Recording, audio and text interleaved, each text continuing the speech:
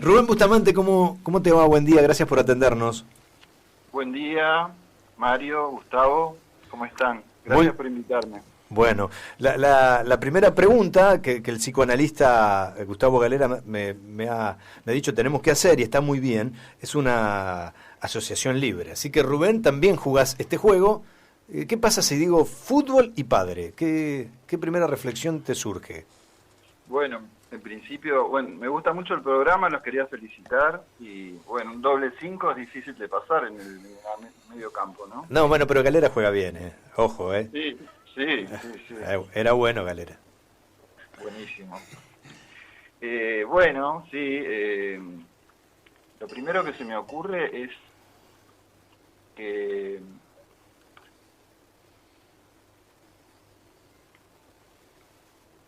un poco lo que decía Gustavo en su reflexión, en su editorial, que me gustó mucho, que tiene que ver con lo que un padre puede transmitir, y me parece que han estado rondando bastante ese tema, cuándo hay transmisión y cuándo no, y fundamentalmente el lugar del padre es el de transmitir unos emblemas, unas insignias, que hacen a lo que nosotros llamamos en nuestra jerga la conformación del ideal del yo, que conecta con los ideales de la época también, y eso va variando, pero fundamentalmente la construcción de esa instancia psíquica que es el ideal del yo, que se forma justamente con esas insignias, esos emblemas, que transmite una de las funciones paternas, ¿no es cierto? Y me parece que el fútbol, la insignia que puede ser la divisa de un club, también forma parte de esos emblemas que se reciben en esa transmisión. Esa es una primera reflexión. ¿Sabes, Rubén, que cuando hablamos con José, con Suberman, él nos decía que cuando lo llevó a Isidoro Vega a la cancha de Racing, y con toda la familia de José, iban los hijos, son todos hinchas de Racing, y él le decía que él ponía a la transmisión esta del club como en el sentido de uno de los nombres del padre, quiero decir, ¿no? Como esas identificaciones que están como de entrada, ¿no? Como al principio de todo, quiero decir, ¿no? Como Claro. Organizadoras del sujeto. Sí, coincido plenamente con lo que dice José. Hay como dos cuestiones. Una es la identificación que se produce, que es una identificación imaginaria, ¿no? Hablando para diferenciar esos tres registros, lo simbólico, imaginario, ideal. Esas identificaciones imaginarias que hacen que se da entre los hinchas, ¿no es cierto?, de un equipo, porque ponen en el lugar del ideal a su equipo, a la divisa, ¿no es cierto? Y se identifican entre sí, personas que no tienen relación afectiva, pero se identifican en ese punto, por eso digo, es una identificación imaginaria. Y después está la cuestión de la identificación simbólica, digamos, que obtiene un hijo de un padre a partir de recibir eso que puede transmitir un padre, que es deseo ley, podríamos decir. Y ahí me parece interesante poder articularlo con algo que vos planteabas sobre si un padre le impone o qué pasa con ese sometimiento a veces de un ideal paterno y el hijo, por ejemplo, elige otro equipo para diferenciarse, para separarse, y me parece que es diverso para entenderlo eso. Sí, yo eso lo pensamos con Gustavo y lo hemos charlado con Suberman. Nos llamaba la atención esto de Lutero, que nos dijo, Carlos, en algún momento, Rubén, perdón, yo soy hincha, en un momento fui de Racing, ahora mi hijo juega en Argentinos, soy de Argentinos, digo, que pensaba también, y están los dos psicoanalistas y me pueden ayudar, siempre es porque quiere diferenciarse del padre cuando el hijo elige otro equipo, por ejemplo. ¿Por qué? Porque parece ser como el mayor orgullo del papá es transmitirle los colores. Es decir, bueno, mi hijo es de San Lorenzo porque yo soy de San Lorenzo. Digamos, ¿qué pasa cuando ese pibe dice, no, yo la verdad no, yo quiero ser de Huracán, o yo quiero ser de River? ¿Cómo lo analizan ustedes? ¿Cómo lo evalúan? Bueno, por ejemplo, la transmisión de un deseo ley, le llamo yo, que para tomar una referencia de nuestra teoría, que es los 3 tiempos del Edipo, que es una herramienta de las primeras épocas de la enseñanza de Lacan, que tiene mucha vigencia clínica, ¿no es cierto? Y ahí él distingue como 3 tiempos, ¿no? En el segundo tiempo, por ejemplo, que es la instauración de este deseo ley, que es un deseo singular que transmite un padre, y la diferencia es entre un padre que transmite eso y alguien que es la ley en lugar de transmitir la ley. Entonces, puede desde su ideal hacer a su hijo de un determinado club, pero también puede aceptar que ese hijo pueda elegir otra cosa. Y me parece que esa es la transmisión que sirve justamente, que le puede servir a su hijo para que su hijo tome esos emblemas, esas insignias, y se pueda metaforizar a ese padre, y pueda decir, soy como papá, aún con mi diferencia, y también poder ir más allá de ese padre, como decía Gustavo hoy cuando conversaban, no sin lo que recibió del padre, sin esos emblemas, pero poder ir más allá de ese padre, no en el sentido de rivalidad. Esa es una manera de leer esa cuestión. Y otra que podemos pensar, que es cuando, digamos, esa transmisión de ese segundo tiempo del Edipo, de un padre que es una función de separación, de corte, de esa unidad fálica, digamos, del niño con la madre, que también la madre tiene que dejar pasar esa palabra paterna, ¿no? Esa palabra de ley, quiero decir. A veces no pasa esa palabra y el niño puede quedar en un lugar de rivalidad absoluta con el padre y de dificultad para identificarse, por ejemplo, con los emblemas del padre, con los emblemas que le transmite el padre, porque bueno, el ideal de yo se forma con esas identificaciones a esos emblemas que son para hombres y mujeres, no solamente para los varones, con el padre. Entonces, ahí encuentro una diferencia, en que puede quedar, no sé si Gustavo qué piensa de esto, pero creo que es diverso, porque una cosa es transmitirle a un hijo un emblema y que deje la diferencia, la singularidad de ese hijo que puede elegir otra cosa, no solo en relación a un equipo de fútbol, sino otra cosa en su vida. Y otra también es cuando hay un rechazo. Ese padre como que queda en un lugar muy imaginarizado y de rechazo de identificaciones. También hay que ver el caso por caso, ¿no? Sí, no pero y también pensaba Rubén, en esto de la posición amorosa del padre, de ese padre, claro. ¿no? Que decir que porque en ese punto una cosa es ser la ley, encarnar esa posición de ley desde una posición amorosa y otra es desde una posición autoritaria donde el amor no circula, quiero decir, donde el mandato está por encima de esa mirada amorosa que permite soportar la disidencia del hijo, ¿no? En nombre de ese amor. Vos sabés que recuerdo lo que decía Capusotto hace un ratito nada más, viste que muchas veces en la tribuna dice nosotros nos comportamos como primates y hacemos algunas reflexiones que son poco académicas y muchas veces escuché cuando alguien dice, no, mi pibe, yo soy de River, pero mi pibe es de Boca. Y alguien le dice, ¿cómo le hiciste eso a tu viejo? ¿No? Como que le falló. Y por ahí la mirada es superadora, esto que dicen ustedes, ¿no? Mirá, el padre lo deja, es muy amoroso, sé del equipo que quieras, hasta del clásico rival. Exactamente, sí.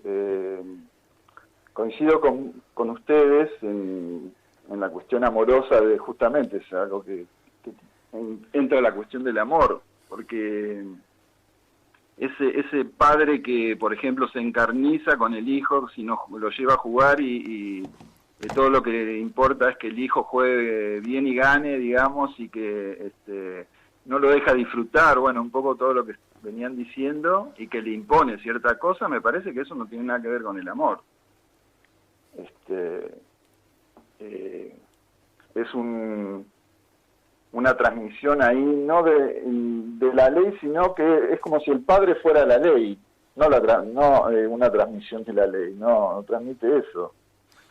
Y termina en cuestiones muy muy difíciles, ¿no? Para un sujeto que muy poco habilitante después en su vida, ¿no?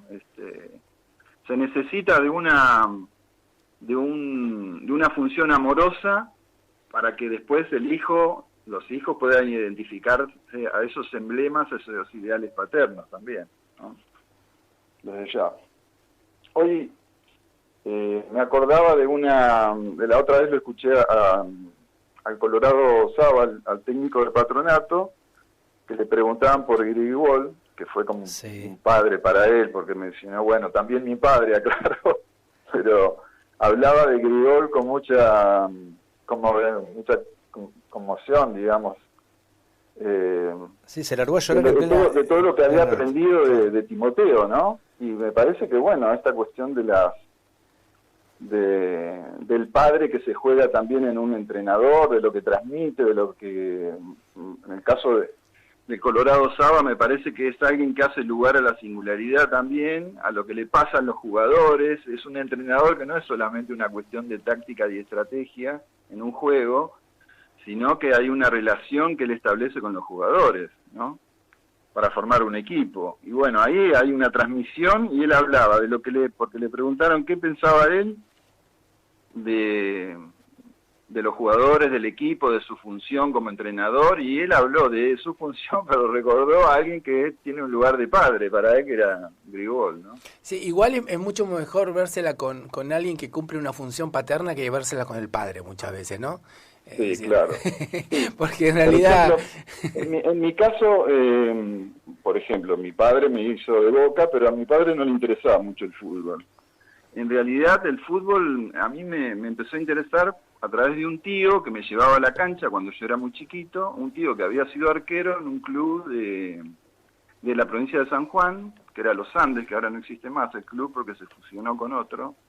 Y bueno, digamos, esa pasión que yo tengo por el fútbol, me la transmitió ese tío. Hay una función paterna que no tiene que ver con la persona de mi padre, ¿no?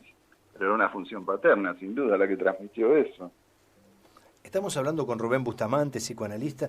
Yo pensaba, y también la pregunta para los dos, en este caso los dos psicoanalistas, ¿en qué momento un chico que juega al fútbol ve que esa figura paterna, que puede ser el padre, o alguien que cumple la función de padre, lo está perjudicando? ¿Alcanza a descubrirlo? ¿Puede? Es decir, la verdad me mete tanta presión que no puedo más. ¿Explota? ¿Necesita ayuda? ¿Cómo lo puede resolver? Si es que solo lo puede resolver. Y a veces no lo puede resolver solo. La mayoría de las veces no. Porque, claro, bueno, el niño está dentro del discurso familiar, del discurso de esos padres, y si no hay un movimiento del lado de esos padres, es difícil poder ayudar a ese niño. Bueno, uno de nuestros trabajos, funciones de nuestra clínica es ayudar a mejorar ahí ese lugar que tiene un hijo en el deseo de esos padres. Bueno, una vez, Rubén, escuché a Kolchik en una conferencia, es un psicoanalista que falleció en la escuela freudiana, y que él hablaba de esto que vos decís, ¿no?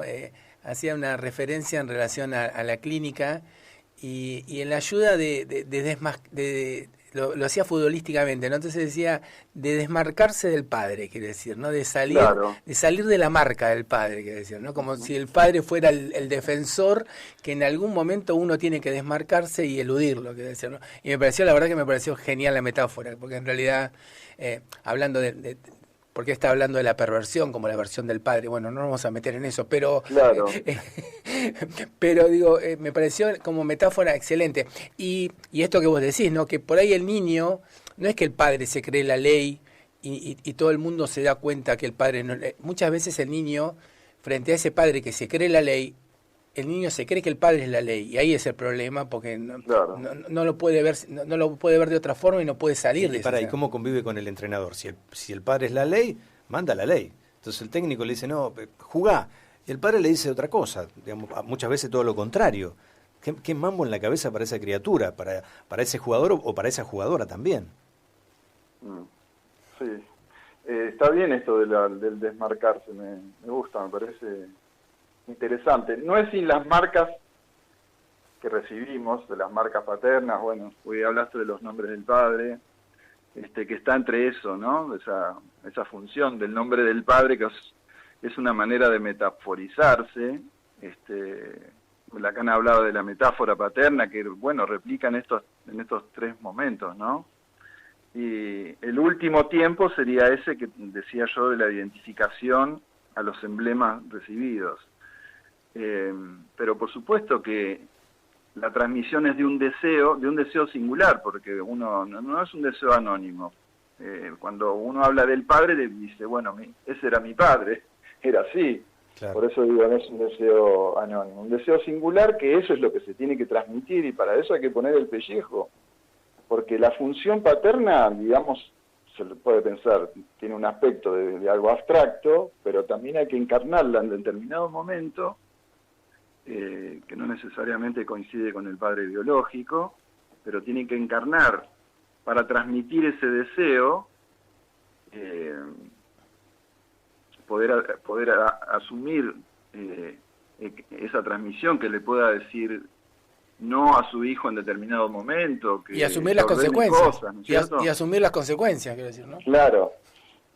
Sí, me parece que en ese sentido, en este momento de la cultura y del mundo actual, creo que hay una declinación del padre, de la función paterna, pero la declinación para mí está no en las leyes universales, digamos, sino en cuando alguien tiene que poner el pellejo para encarnar esa función de transmitir ese deseo ley, ¿no es cierto? Claro. Para que alguien pueda decir no a algunas cosas, para que otras puedan ser.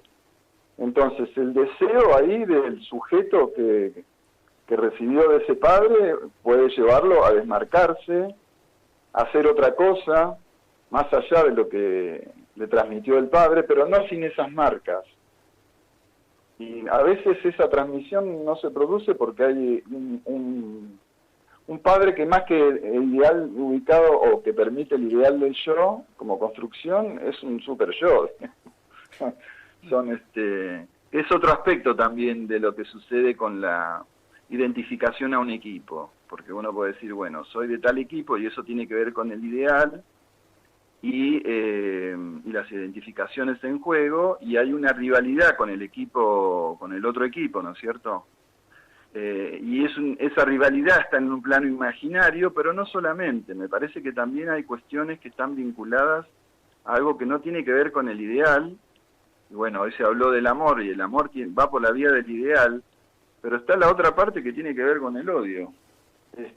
Y que a veces pasa, ¿no? Digo, que hay gente que tiene la pasión del odio en relación a la rivalidad, y parece que en lugar de aceptar un rival, parece que el otro es el enemigo al que hay que eliminar, ¿no? Digo, eso me parece una cosa importante para tener en cuenta. Y también están estos padres que lejos de tener esa posición de super yo, de esa posición tan firme, tan severa, también está el padre que es lábil, que se pone como par, que no quiere asumir esa función, que se corre, que es el amigo del hijo. Sí, digamos lo que se escucha habitualmente.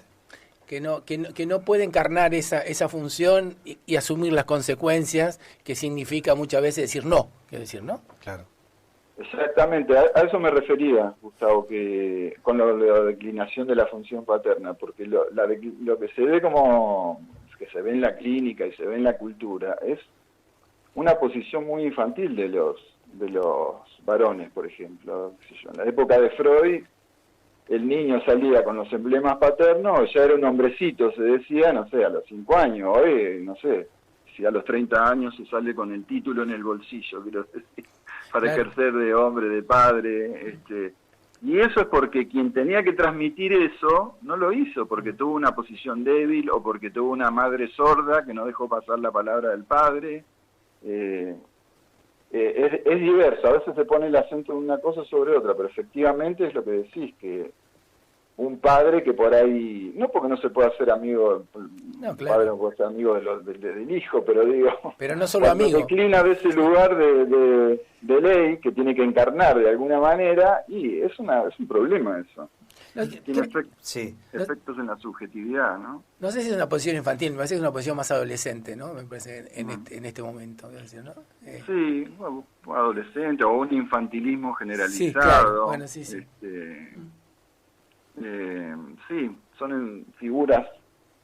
Ahora, como uno podría ilustrar, como decir, alguien que dice, no me importa nada, o yo hago la mía, a eso me refería con infantil, ¿no? Claro, sí, claro. De poco compromiso. Sí. ¿Y qué pasa? La pregunta para los dos. Déjame escuchar a Rubén, no me Bueno, le pregunto, correte, a Rubén. ¿Qué pasa con las chicas? Hace mucho tiempo atrás, las chicas, esto que me contaba la Tana Pellegrino, tienen el recuerdo del papá acompañándolos a la cancha, yendo a la cancha. Había una compañera de trabajo, me dice, yo tengo a mi papá escuchando a Víctor Hugo, la radio, en el patio de mi casa, fumando, ese es mi papá. Ahora las pibas juegan. Sí, y el papá acompaña. Digo, ¿cómo es esa, ahora esta relación? ¿Cómo será, no? Porque ya la nena también puede ser profesional y puede jugar en Italia. Y es el papá, que ya no la acompaña, o la nena no lo acompaña al papá, sino que el papá también está ahí pendiente de lo que pasa con su hija y le marca otras cuestiones porque quiere que sea jugadora profesional. Sí. ¿Cambian algo o no? Digamos que hay un cambio en el mundo que tiene que ver con las subjetividades, con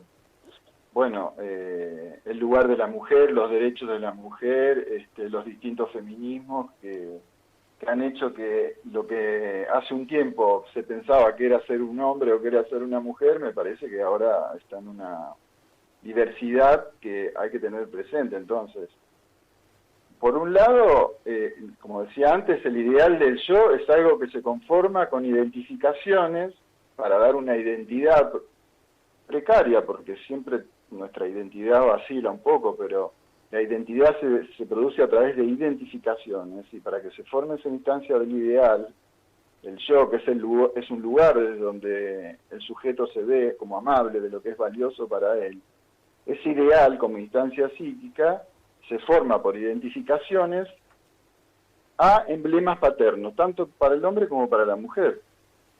Por lo tanto, a mí no me extraña que las mujeres participen más activamente no solo en el juego, sino también en ir a la cancha. Cada vez se ven más mujeres en la cancha, en las tribunas. Así que, en ese sentido, me parece que estamos hablando de sujetos, digamos, ¿no? Claro, en realidad antes las mujeres no es que no deseaban participar, no las dejaban, claro, decir, participaban más en silencio, o más pasivamente, o sea, de lo que ahora, están las periodistas deportivas, de lo que le permitían, ¿no?, participar, quiero decir, por eso la crisis del patriarcado es eso, en algún punto, que la mujer participa hoy y ese lugar de no participación que el hombre le daba a la mujer, bueno, se ha caído en parte. Sí, exacto, por suerte. Por suerte, claramente. Claro, desde ya, sí. Ahora le doy, Cassandra me pide la camiseta para ir a jugar con las amigas. Claro, y sí. Imagino que también tendrán ahora pacientes, mujeres, que dicen, mi papá me tiene podrido en la cancha. Me vuelve loco. Sí, aparte a mí me han consultado, antes me consultaban varones porque el hijo no jugaba bien, y ahora los padres me consultan por las hijas que no están jugando bien, porque no sé qué les pasa. Bueno, Rubén, todo el tema de los tatuajes, ¿no? Sí. Ahora tanto las chicas como los varones se hacen los tatuajes de sus ídolos, de la divisa de su equipo, claro, ¿no? Sí, claro. Rubén, ha sido un placer poder charlar contigo, ¿eh? Muchas gracias. Un gusto y muchas gracias, y muy lindo el programa, los felicito. Bueno, gracias. Gracias, Rubén, un fuerte abrazo. Ahí está abrazo. Rubén Bustamante, psicoanalista también, formando parte de este doble 5, sumándose a este programa de domingo, donde hablamos de fútbol y padre.